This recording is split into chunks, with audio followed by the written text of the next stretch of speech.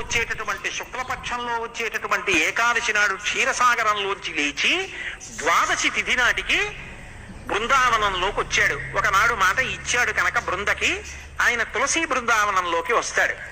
అందుకే ఆ రోజున ఆరాధన, విష్ణు సహస్రనామ స్తోత్ర పారాయణం, దీపాలు పెట్టడం అన్నీ కూడా క్షీరాబ్ది ద్వాదశి అని ఆ తులసి చెట్టు దగ్గర చేస్తారు.